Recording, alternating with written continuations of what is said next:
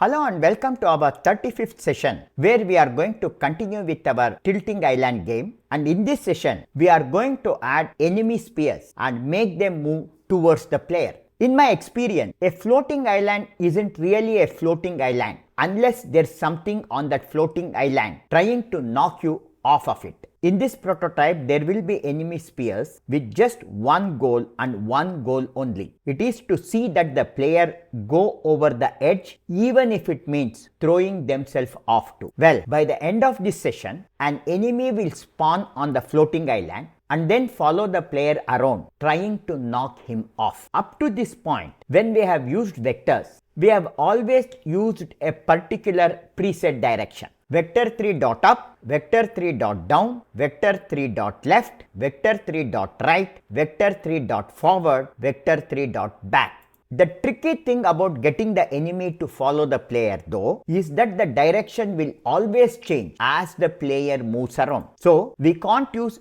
any of these preset directions. To be able to pull this off, we have to get a better understanding of what a vector really is. A vector is a distance and direction in 3D space. So if this is the enemy position and this is the player position, this vector describes the distance and direction between them, which also happens to be the direction we want the enemy to move in. But how do we calculate that vector? How do we get it and use it for the enemy direction? Well, you know how generally if you can add a plus b and if it is equal to c, you can also subtract c minus a to get b, right? It will be like 1 plus 2 is equal to 3. Then you know that 3 minus 1 equals 2. Don't worry, I am not going somewhere else with this, but I am explaining this because same is true even with our vectors. Since the enemy position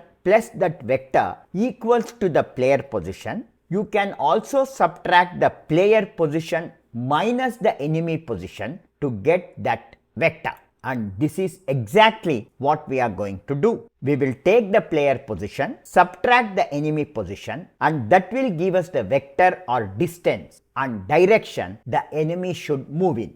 And to make all this happen, let's dive into Unity. Launch Unity Hub, come into the project, and you have this tilting underscore island 2 which we completed in the previous session. You can click on this and launch it. However, if you doesn't have this project files, don't worry. Come into new project and see that Universal 3D SRP is selected. In the project name, I am now going to call this as Tilting Island 3, and in eUnity project, I am going to click on Create Project. Now as the project is getting launched, come to the YouTube video page or in the e-learning page, scroll down and in the description click on More. And here you have provided with a Patreon link. Click on this Patreon link. This will open the Junior Programmer Series Patreon page. Scroll down and you are provided with 35 Tilting Island Add Enemies and Attack Start Unity package. Click on this to download this file. If required, also download this Sattvic underscore layout.wlt file. Once Unity is launched, come into Unity and in the project panel see that this readme file is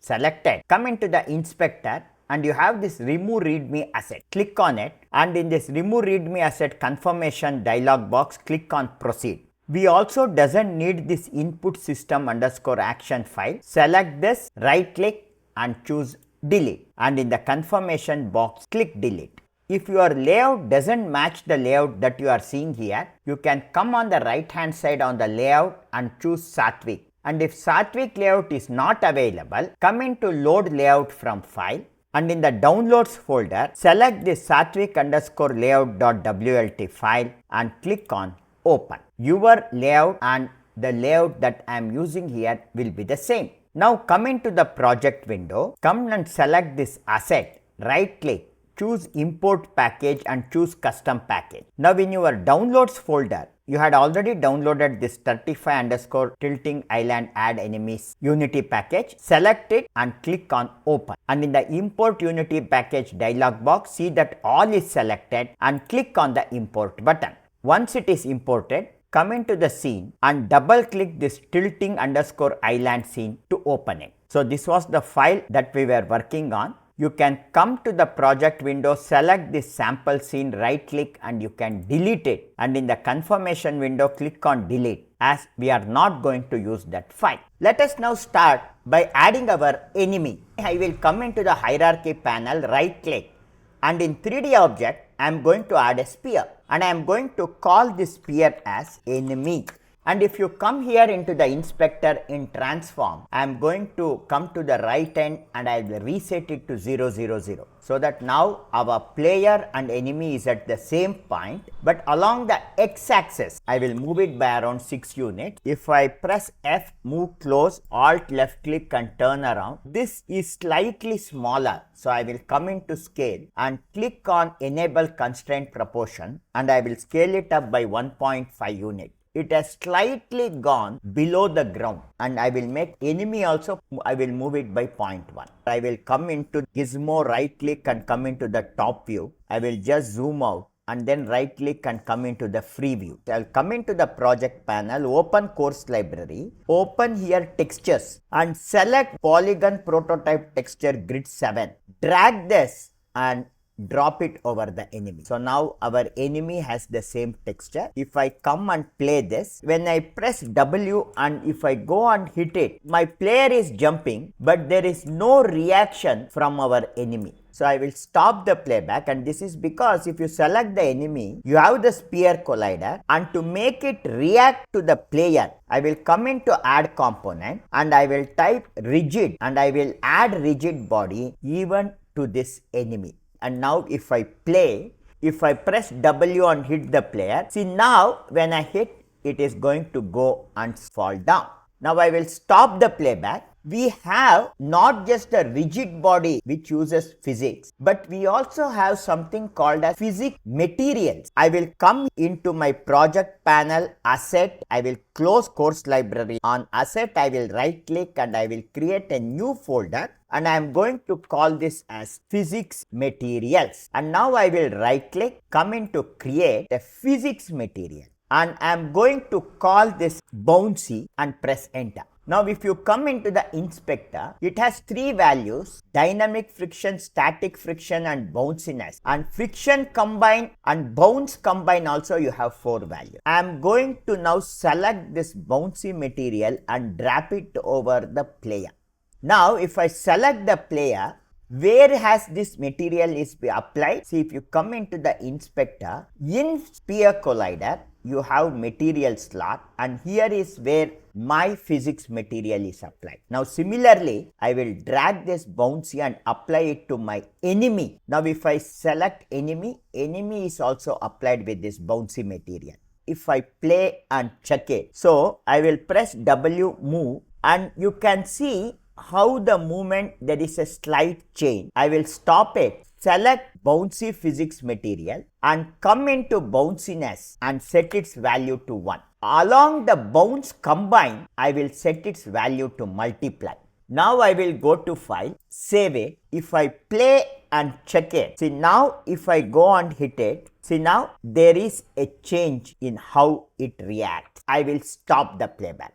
We want our enemy to attack us. To achieve this, come here into the project panel and in asset you have the scripts folder. I will open it. I am going to right click here and I am going to create a new mono behavior script, and I am going to call this as enemy and press enter. See that the name in the public class and the name of the file is same. I will drag this enemy script and attach it to my enemy. In the inspector, you can see the enemy script is added. Now I will double click enemy script to open it. If it asks to trust the author, click on yes, I trust the author. First, let us decide what all component we need. The very first thing is the speed at which the enemy is going to attack the player. After this, open flower bracket, press enter. I will add 2 forward slashes, create a variable to control enemy attack speed. I am going to call this as public, and the type of variable is float, and I am going to call this as attack speed, and I am going to set its value 3.0f and end it with semicolon. I need the rigid body component of my enemy object. I will press enter, declare this as private, The type of variable is Rigidbody. Call this as Enemy.rs and end it with semicolon. I will come into line number 7, press enter, and above this line add two forward slashes, create a variable to hold the Rigidbody component. I will press enter and add two forward slashes, create a variable to hold the player game object, and then I will press enter, private, the type of variable is game object, and I am going to call this as player and end it with semicolon. Since we are using Rigidbody, instead of start, above the start I will press enter, and in line number 12 now I am going to call void awake, add open close bracket, press enter and add open close flower bracket, and inside this flower bracket in awake two forward slashes, get the Rigidbody component. I will press enter. My Enemy.rs will be equal to, I am going to get component in less than greater than sign. The component I am going to get is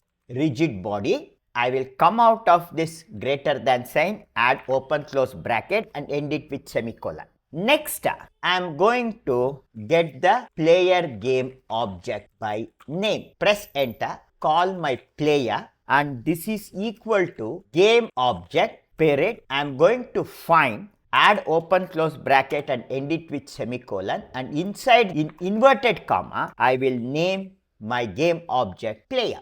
My script is going to go into my hierarchy, search the player object and attach it to my player variable. I will now come out of this awake code block. After this close flower bracket, I am going to call void FixedUpdate, open close bracket, press enter, open close flower bracket. I will now open this, add the force. We are now going to move the enemy towards the player. I am now going to call my Enemy.rs, add a force to it, and then in open close bracket end it with semicolon. I have to first get the direction, whether it is vector 3 up, vector 3 down. But here, as I had told in the initial intro, the direction is I have to take my player period, transform period position, and I have to subtract it by transform period position of my enemy. So if I take my player position and subtract it by my enemy position, I will get this vector 3 value, multiply this by attack speed. According to mathematical rules, multiplication precedes subtraction. So here attack speed will be multiplied by transform.position first. So to avoid this, I am going to select this entire player position up to this transform position, and I will add open close bracket so that this is executed first. Coming out of the bracket, now I want this direction to move correctly. I will add period and I will call this normalized. Now I will go to file and I am going to save it. If I come into Unity, allow the script to compile, and then if I play the game and if I check it, you can see the enemy comes towards the player.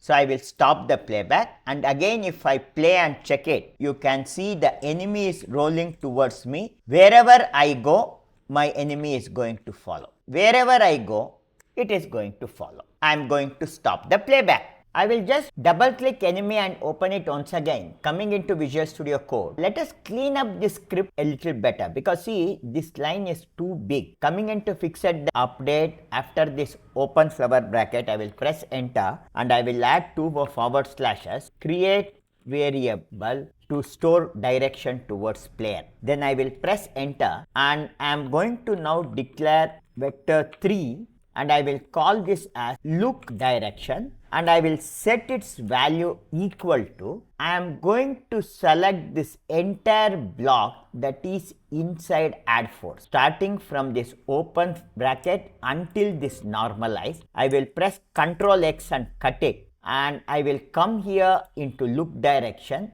press space and I will paste it and I will end it with semicolon. Coming here in the AddForce, add this LookDirection variable. So it is LookDirection into attack speed. We have declared a variable LookDirection and that is equal to player position minus the enemy position, and we have normalized it, and I have put that variable in my AddForce. Come to file, save it and come back to Unity, allow the script to compile. Now if I play and check it, enemy keeps moving wherever I go. Wherever the player is going, see the enemy keeps following it. With this, I will stop the playback. Now our next mission is, we have only one enemy. We have to spawn this enemy.